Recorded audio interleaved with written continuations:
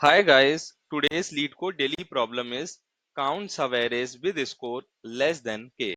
So we are given an integer positive array nums and an integer k. Now we have to find all the possible subarrays, and for each subarray score is defined as product of its sum and its length.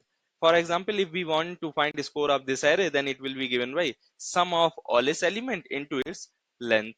Now we have to return the number of non-empty subarrays of nums whose score is strictly less than k. Now we'll see examples so that we can better understand this question. Like here, this is the nums array and k is equal to 10. Now if we take subarray containing only 2 as element, its score is 2, which is less than k.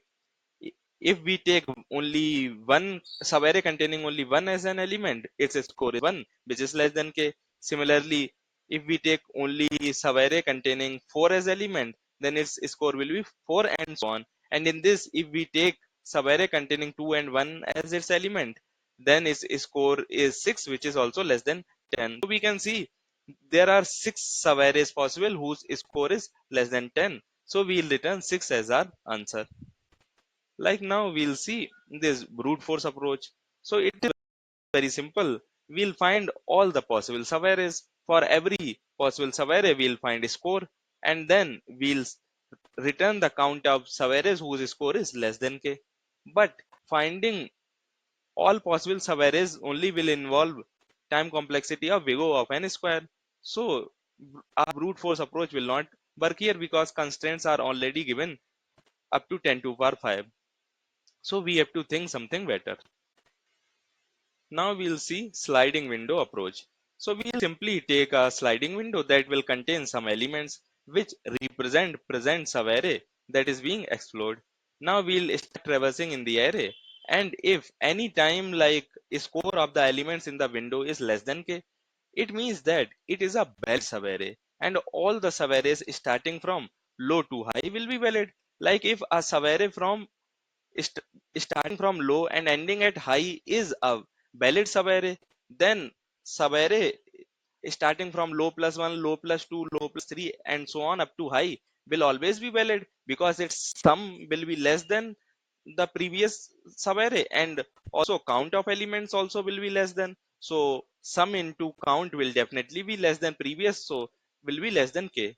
So we'll just add high minus low plus 1 to our answer. If any time score is greater than equal to k, that means now it is an invalid subarray. So we'll remove some elements from the left and we'll start trying exploring more options so that we can get more valid subarrays.